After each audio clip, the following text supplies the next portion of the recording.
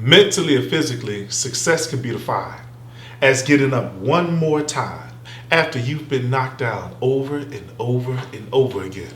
I'm T.Wood, and this is Triumphant Moments, where I highlight significant moments in life that are far beyond the surface to inform, encourage, and inspire people to triumph over their life's challenges. With me today, I have a great young man by the name of Jarvis D. Rittman. He is originally from Quincy, Florida.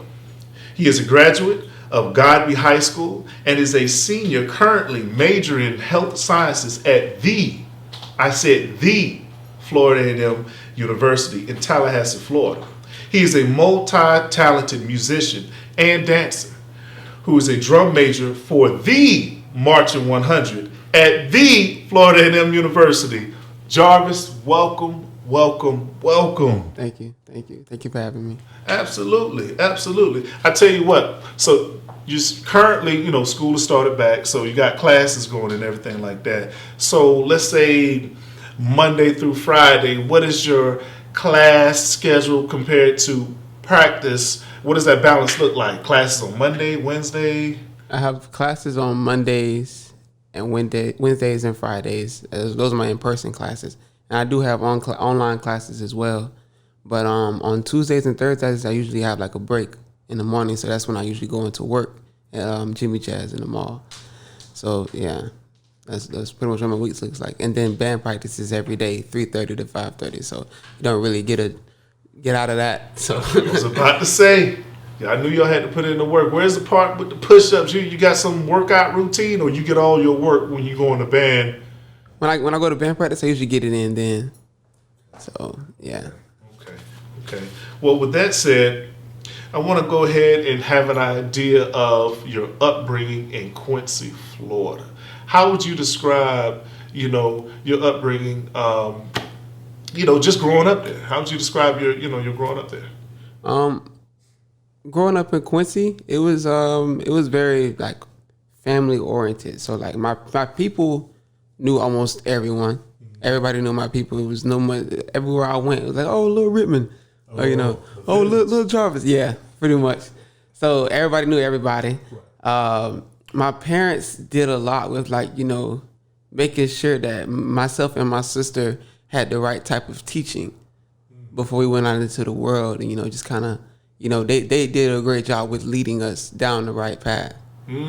So you're not just saying that because they're going to be watching this episode. No, that's true. That's real. Because I have a lot of friends that I went to school with in Quincy that just necessarily haven't went down the ideally correct path. So it could have just been like one little decision that I could have made that I didn't do the right thing. But, they gave me the right teachings. They led me down the right path, and now I'm here today.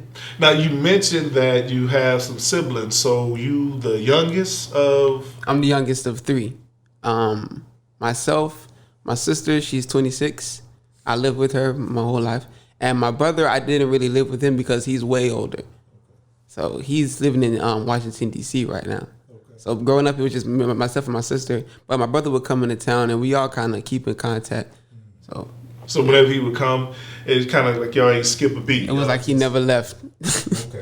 Okay. See, and you said it earlier. So now, if I'm right, Pop Jarvis, your pop name is Jarvis, and Mom Benita. Yes. Shouts out, Miss Benita, Mr. Jarvis. So you said something earlier about the different teachings that they had for you in your upbringing. Is there anything in particular that stands out about something that they might have instilled in you? Like something that they taught me that kind of just stood out. They've always taught me to make sure that myself is taken care of before I try to put myself out there or put too much on my plate to make sure that other things go in a correct way, just to make sure that I'm okay. And to make sure that, I have everything in line before I try to step out. Now, as far as your personality, though, who would you say your personality might mimic more? Would it be Pop Jarvis or will it be Mom Miss Benita, who was a combination? What would you say? I want to say it's an even combination because I get this question so much, and I see a lot of my dad, and I see so much of my mom, and I don't know myself. I feel like it's an even combination, really. I can't really say. I think that was a great answer. Yeah. Hey, I tell you what. Before, let's say, when we come and we're growing up, we get in high school, we start, having an idea if we plan on going to college, what college we're going to go to. Now, was it an option in your house of different colleges that you might have been interested in, or was it one of those households where before you was born, you gonna be a rattler? They gave me options, of course. Like they told me, like, whatever you want to do in life, just make sure it's something productive. It doesn't, as long as you're just not out here being a couch on a potato or something like that. But it most definitely gave me options. But I knew from when I first seen the March 100 that I was gonna be in the March 100. I saw it in your eyes, man.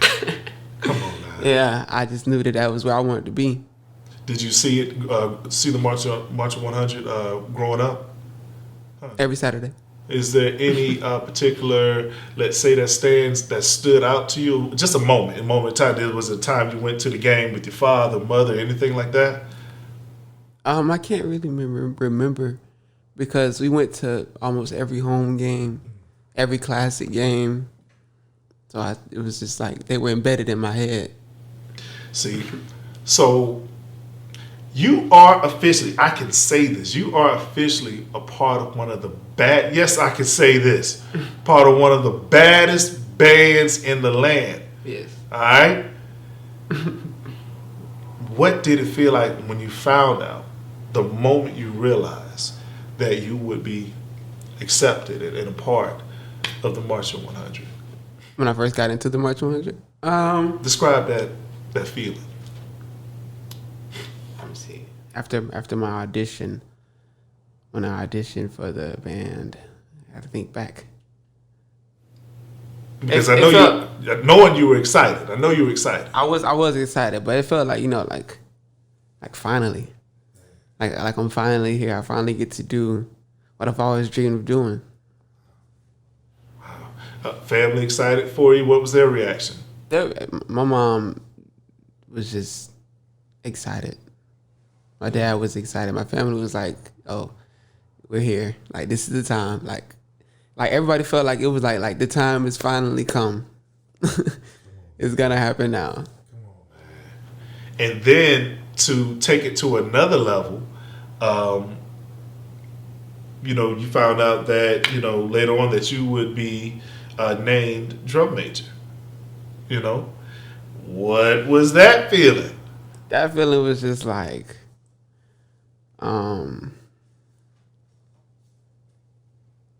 well, originally, I made sure that I wasn't gonna not make it. You know what I'm saying? So I did everything right.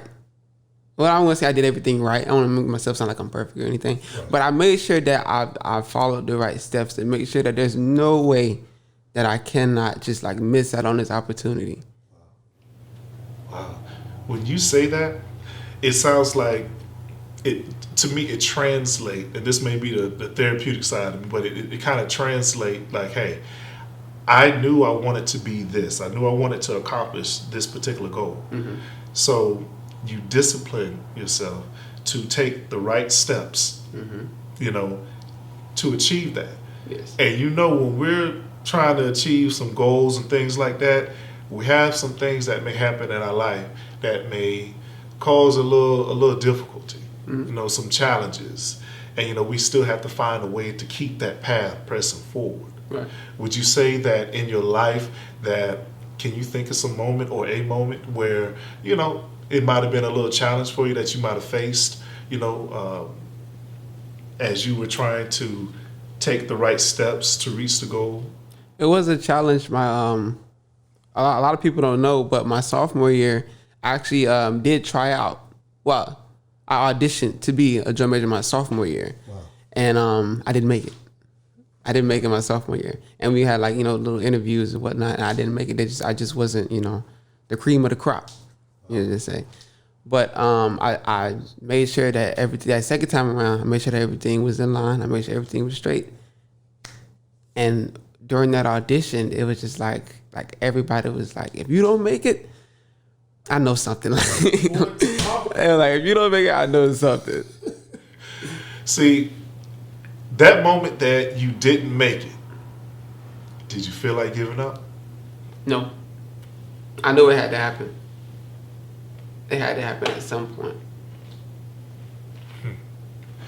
Where did you get that from? That no quit. Where did that come from? No quit. My parents, I'm gonna go back to my parents again. They always tell me to persevere. If you really want something to happen and you know that you have the ability to make it happen, persevere through it. Make it happen. Many people would say it's easier said than done. They'll hear that and they'll say, it's easy to say, but it's hard. It is hard. But you got to have a love for something that you want to do. If you don't have the love for it or the passion to actually do it, because Drum Major is not an easy title to hold. It's not. But, if you have the love for the band, love for the school, and you just want to be able to hold that position in any type of manner, you'll do what it takes to make sure that it's done. And it's not like it's impossible because it's been done before. Boy, I'm about to jump over this table here. This boy here is over here dropping jewels over here. Y'all better stop playing. Look, if I tell you what, so you decided to press on, you accomplished what you sought to accomplish. With that being said, what do you think was one of the key ingredients for you to get you to where you are right now? The key ingredients? Yeah, what was the key thing for you? Key person for you? Key moment for you? Is there anything that played a huge role that stands out to you, that played a huge role in you being where you are right now?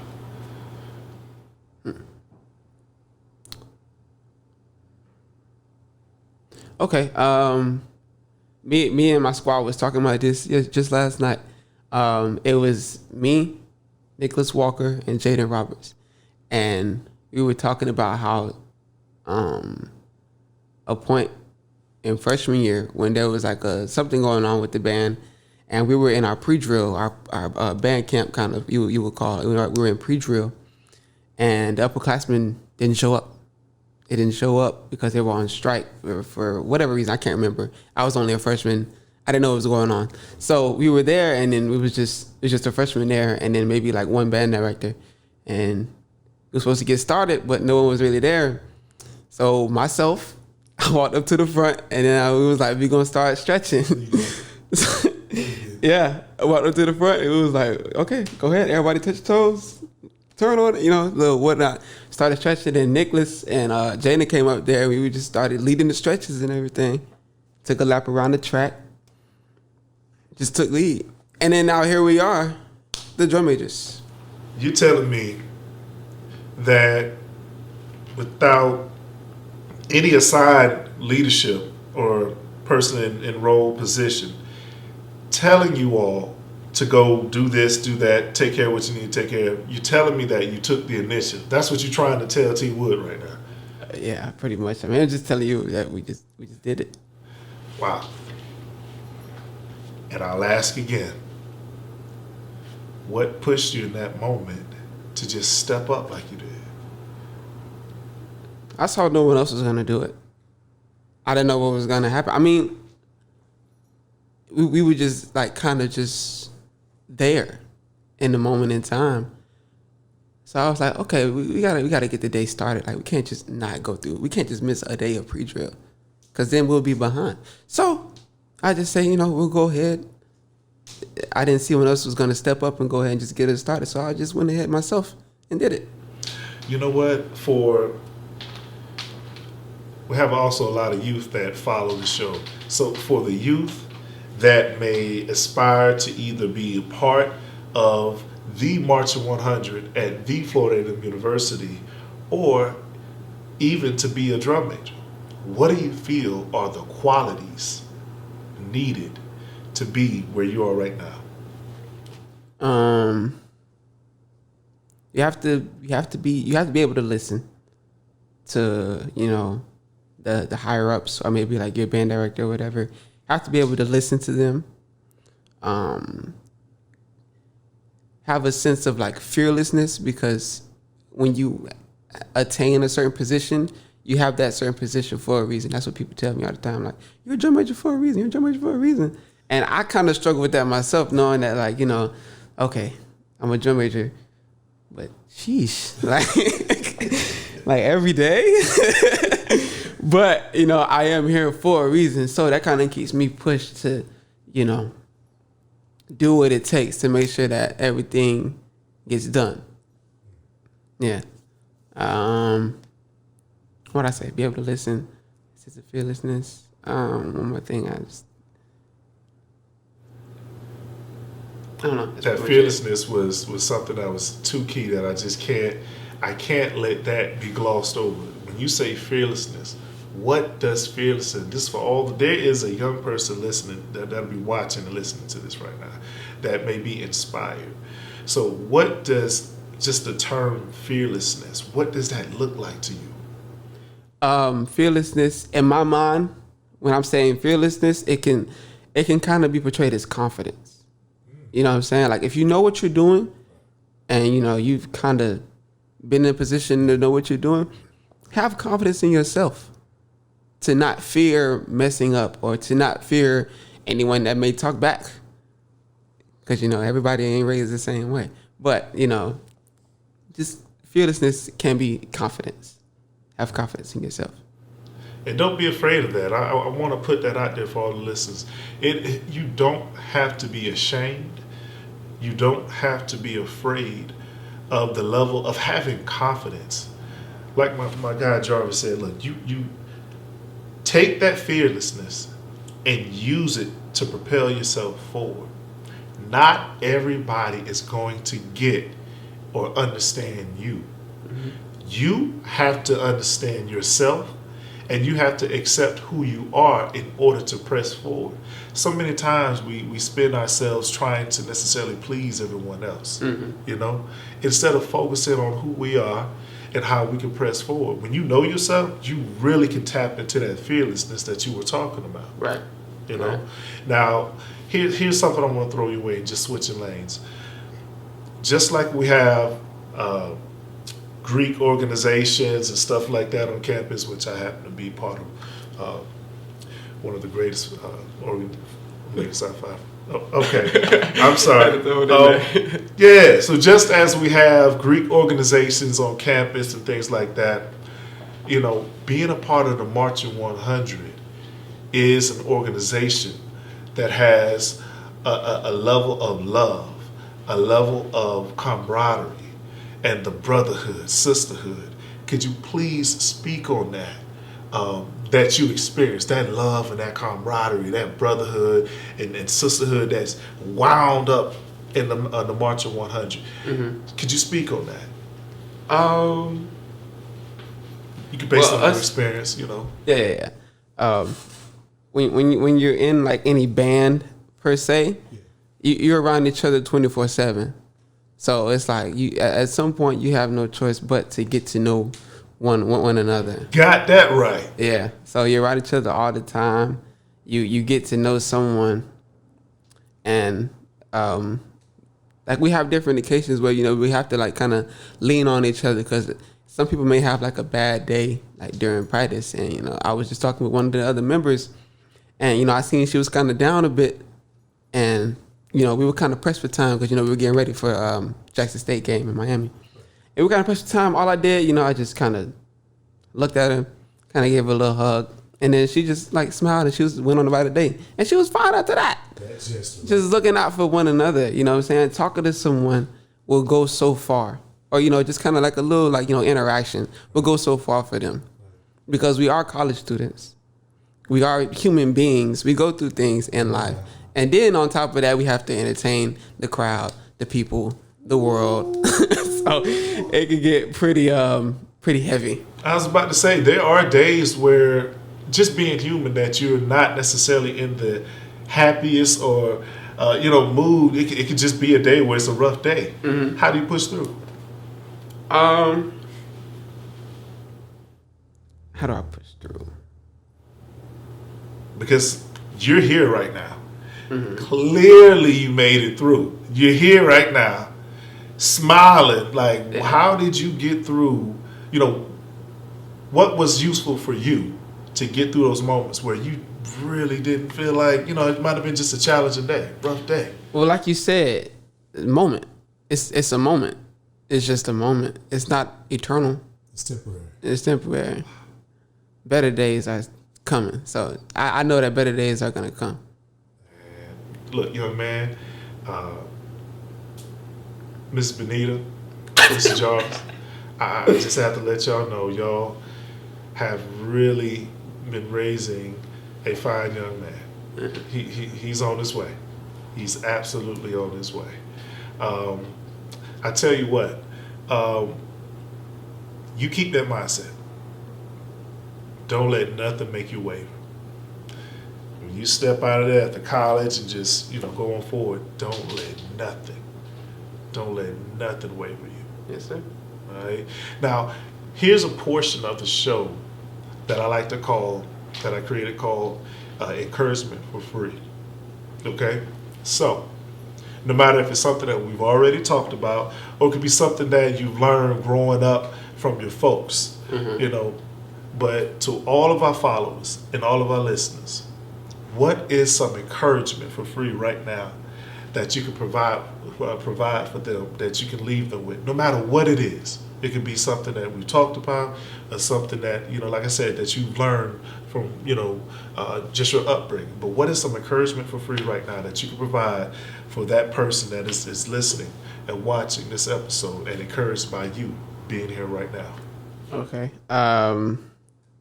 Like we said earlier, kind of for things that you want or something that you have a strong passion for, but maybe kind of tough or difficult, persevere through it. And if you know that it's good for you, and it will be good for you and others, maybe persevere through it. And one thing that stuck out to me as a child was I think it's a Bible verse.